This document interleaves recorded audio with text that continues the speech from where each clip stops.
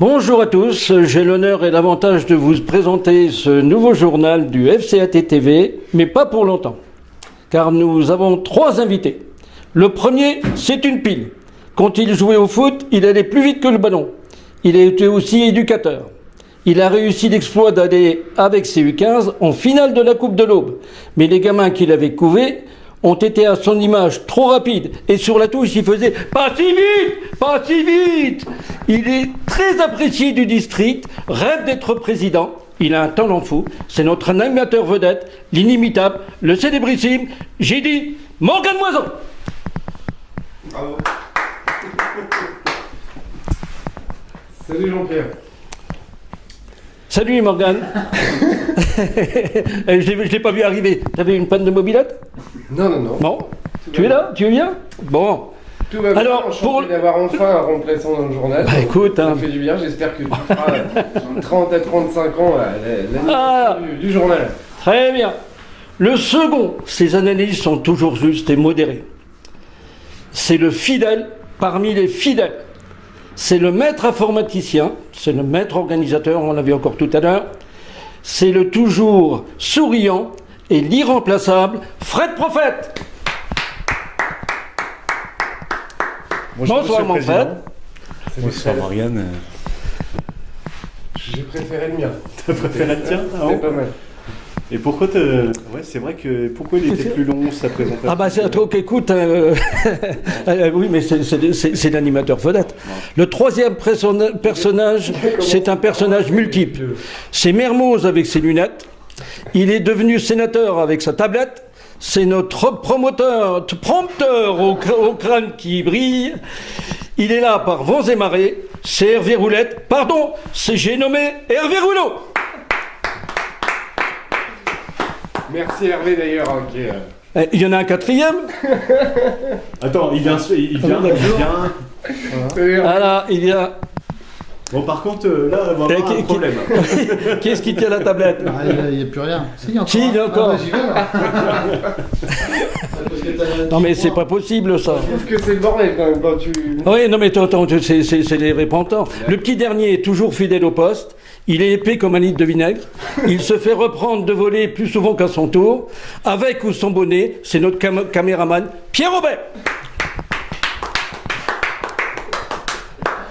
Voilà, jeunes gens, donc voilà, l'animateur vedette, c'est toi, mon garçon. Ah non, tu continues le journal. Non, c'est bien. Ah, tu continues le journal. Hervé.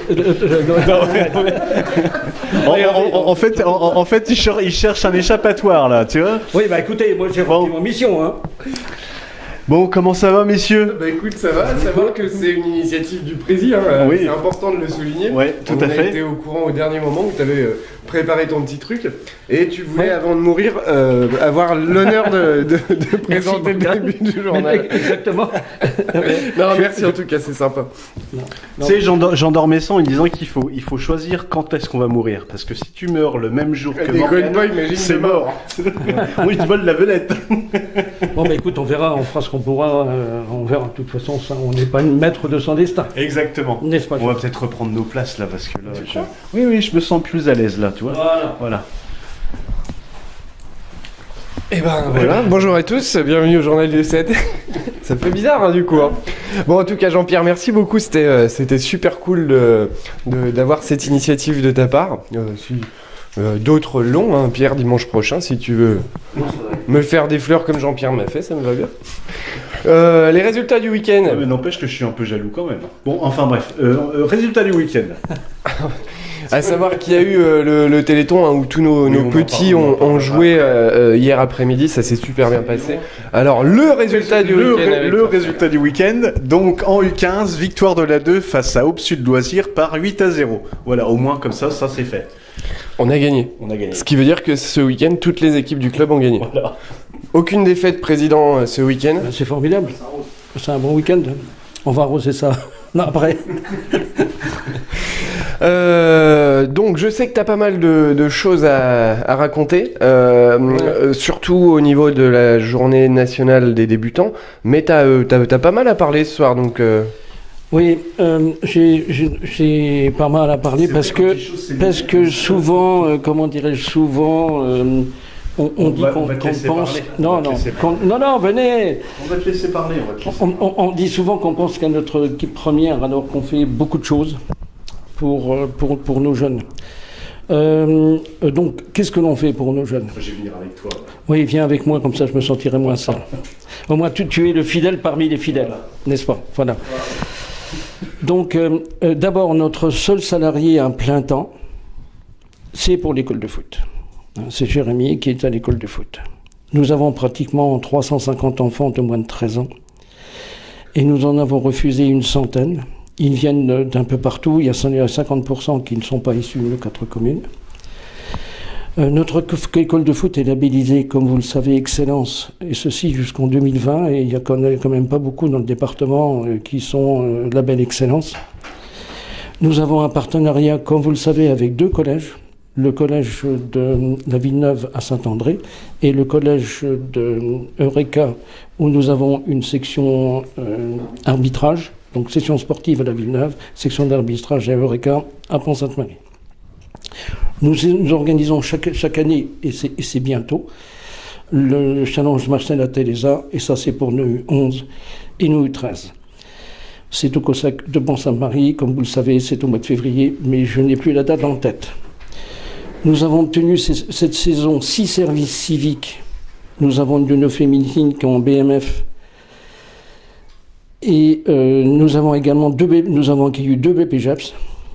Et donc, au total, nous avons 37 éducateurs pour notre école de foot.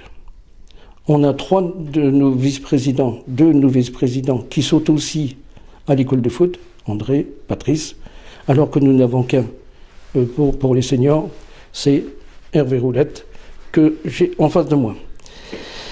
Nous faisons le stage de Pâques, comme vous le savez, et vous y participez, où on a une centaine de gamins, qu'on a toute la semaine, du matin au soir. Donc le challenge Artelesa, ce sera le samedi 10 et dimanche 11 février. Samedi 10 et dimanche février. Voilà. Fidèle parmi les fidèles. Voilà. Nous avons une 4e équipe féminine. Donc on a eu aussi une école de foot féminine qu'on va essayer de labelliser cette saison. Nous avons postulé pour organiser, comme vous le savez, la JND, la Journée nationale des débutants. T'as la date ? C'est le 10 juin. D'accord. Pour ça, on en parlera un peu tout à l'heure. Nous participons à une vingtaine de manifestations tout au long de la saison, et donc Convitat Sport et tout ça. C'est également pour nos jeunes. Nos petits, avec leur licence, ont un pack, comme vous le savez. Ils ont un survêtement, ils ont un kawaii, ils ont un sac de sport, ils ont une paire de chaussettes et ils ont un short. Concernant notre équipe 1, oui, je regarde, notre Hervé sponsor, mais de toute façon il brille, il y avait celui-là, comment voulez-vous que j'y fasse? Que je vous y fais.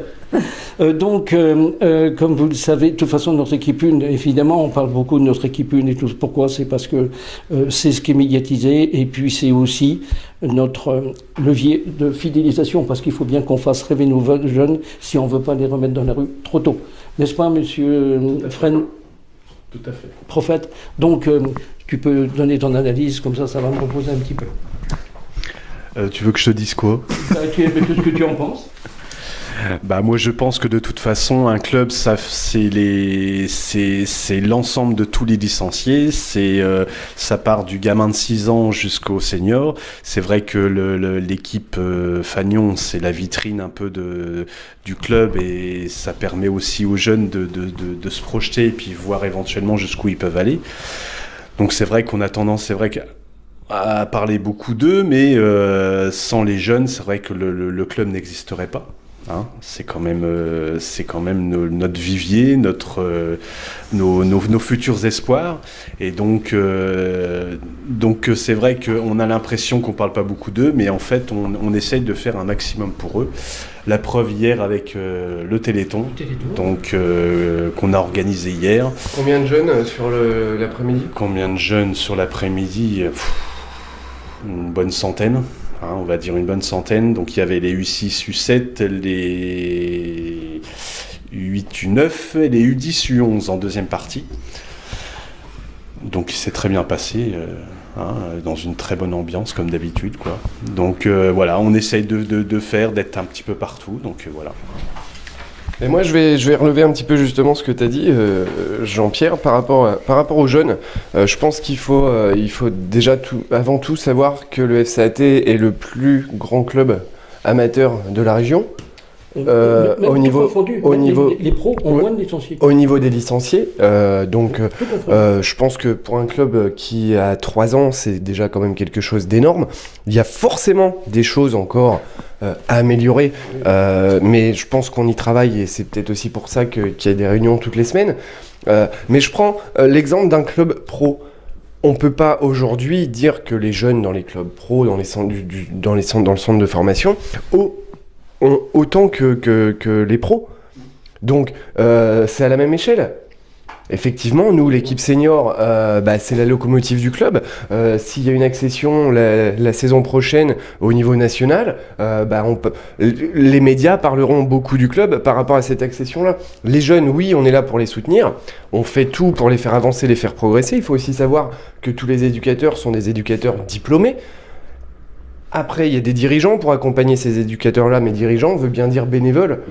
Absolument. Les bénévoles, aujourd'hui, c'est compliqué à trouver. C'est de plus en plus je vois, tu es souvent le mercredi sur les terrains pour aller aider, parce que il n'y a pas suffisamment de bénévoles. Donc, effectivement, il y a des choses certainement à améliorer pour le FCAT Academy, mais on y travaille, et puis chaque chose en son temps. Il faut d'abord peut-être penser aux priorités, et puis continuer à travailler pour que dans, on va dire, 2, 3, 4 ans, tout soit carré. Non, mais tu as parfaitement raison, mais ça veut dire quand même qu'on a fait un gros boulot depuis... parce que tu disais, c'est la 3e année, mais on commence seulement la 3e saison. Oui. Ouais, il n'y a quand même que 2 saisons qui sont complètes. Donc on a fait un gros boulot. Alors grâce à tout le monde, grâce à vous aussi, qui amenez une animation importante, qui participez aux manifestations, que ce soit l'auto, que ce soit hier vous avez été sur la brèche toute la journée. Et donc c'est ça. C'est d'ailleurs Fred qui a organisé, que je tiens à féliciter pour cette journée au Téléthon, où tu as rapporté pas mal d'argent en plus grâce... J'ai vendu le maillot très cher. Grâce à Benjamin Nivet de l'Estac et puis Seb Dallet, qui nous a filé un petit coup de patte et ça a bien fonctionné. Ouais. Mais je tenais quand même à souligner ton investissement pour le Téléthon hier, où tu as organisé presque tout seul cet après-midi et avec grand succès. C'est très bien, mais excellente analyse, mais je pense qu'on peut être fier du club. Et on l'est. C'est ça le plus important. On est fier du club. Donc, tu as aussi la journée nationale des débutants qui est en cours d'organisation, puisque ça y est, c'est officiel, c'est le FCAT qui organisera cette journée. Une grosse journée, tant par le nombre de jeunes qui seront là, donc une fois de plus, c'est pour les jeunes du club, et par l'organisation et le monde qu'il va falloir, le nombre de bénévoles sur cette journée. Oui, donc je vais vous donner simplement quelques chiffres comme ça, puisqu'on a eu notre première réunion mardi dernier, donc chez tes copains. Souris. Voilà. J'ai rien du tout contre le district. Non. C'est pas parce qu'il y a eu une fois où j'étais pas d'accord avec eux et que je l'ai souligné dans le journal au contraire, le district fait un gros travail tout au long de l'année et tout au long des saisons. Maintenant, j'étais pas d'accord ce jour-là. Je l'ai dit. Apparemment, ils en sont au courant puisqu'ils m'ont mis en plus sur écran géant apparemment dans leurs locaux. Donc c'est une fierté pour moi. Et voilà. Oui, donc c'est un peu plus de 150 équipes. C'est 60 équipes U6, U7, 95 équipes U8, U9. C'est en gros 1346 joueurs, enfin 1400 joueurs. Oh. Oui, en gros, oui, on va les mettre à la louche. Environ 300 dirigeants et environ 1300 accompagnateurs. Donc ça fait beaucoup de monde en une seule journée. Donc il va falloir qu'on fasse des commissions. Donc il va falloir qu'on en fasse 5 parce que la circulation et parking, parce que il y a entre 6 et 700 voitures qui vont arriver. Donc il y aura une commission qui sera chargée des structures de l'accueil et des repas. Une autre commission des animations. une commission chargée des terrains et une autre qui sera chargée des sponsors, des partenariats et de la communication. Voilà. Comme ça, donc il va falloir qu'on se prépare, qu'on fasse des commissions. Donc on a besoin de tout le monde pour participer. Donc à savoir que... Et surtout des gens qui ont le talent. Je ne cite personne, mais regardez mon regard. À savoir que cette journée se déroulera sur le site de Saint-André ? Non. Pont-Sainte-Marie. Voilà, d'accord. C'est ça, Pont-Sainte-Marie, parce que le site de Pont-Sainte-Marie s'y prête bien, parce que je ne sais pas si vous êtes venu au 14 juillet, où il y avait tous les manèges et tout ça, ou si vous avez déjà vu le challenge Banorin qui est organisé par la gendarmerie, venez, vous verrez jamais autant de gendarmes de votre vie, même le général, le colonel, que vous pouvez voir. Donc ça se prête bien. Et puis surtout, il y a un gros avantage, c'est le hall. C'est le hall qui est totalement disponible et donc qui peut justement servir pour que les gamins soient à l'ombre s'il fait beau ou à la oui, peut-être on verra parce qu'en fait avec aujourd'hui on n'a plus de précision assez rapidement sur le temps qu'il fait dans la semaine, donc en fonction de ça on verra comment on s'organise et ce qu'on met sous le hall. Voilà, donc on a besoin de vous tous, surtout que vous avez l'habitude des manifestations, vous en avez eu beaucoup du temps de la rivière de Corps et de la SSRC, et puis vous êtes des animateurs hors normes. Tu seras peut-être avec un nez rouge ce jour-là. Peut-être. Donc c'est Youssef qui drive un peu tout ça, oui. Mais c'est-à-dire que c'est lui qui va s'occuper, parce que en fait, je pense que Youssef est capable de nous amener tous les éducateurs de Saint-André, parce qu'on va avoir besoin de tellement de monde, on a besoin de 50 à 60 personnes. Mais on a besoin aussi de l'épauler, puis de prendre des commissions, parce que c'est surtout au niveau des commissions que ce sera important, quoi. Très bien, bah voilà pour la JND 2018. T'avais d'autres choses à raconter ? C'est déjà pas mal, hein, parce qu'on est venu nous avec nos réponses, mais ça va, tu nous as pas posé de questions. Vous aviez peut-être des réponses, non ? Je ne sais pas. Non. Pas spécialement. Pas spécialement, non. Bon, écoutez, non. À savoir que c'est l'avant-dernier journal. Hein. Comme disait un homme célèbre, c'est tout pour aujourd'hui et c'est déjà pas mal. Mais non, c'est pas tout, puisqu'il y a quand même encore quelques matchs qui se dérouleront le week-end prochain, si le temps le permet, si c'est pas annulé. Donc on va passer à ça maintenant avec toi, Fred. Donc ça sent la trêve, donc avec très peu de rencontres de prévues. On commence avec les U17, donc pareil, en fonction du temps. Et la 2 qui reçoit Nord-Est-au-Bois samedi 16 à 14h30. En féminine, la DH reçoit Villers-Semeuse dimanche 17 à 14h30. Et enfin, en senior, notre équipe Fagnon reçoit Éclaron dimanche 17 à 14h30, donc à Henri Terré. Donc c'est bien 14h30 ? Voilà, match en retard à jouer. Voilà. Eh ben très bien, voilà pour on va dire pour cette semaine, hein, c'était on va dire relativement calme. On aura le dernier journal de l'année le week-end prochain, puisqu'après c'est quand même les fêtes 2017, de l'année 2017, bien sûr, sur l'année civile, pas la saison, monsieur Prophète. Je tenais à faire un petit clin d'œil personnel par rapport à cette journée nationale des débutants.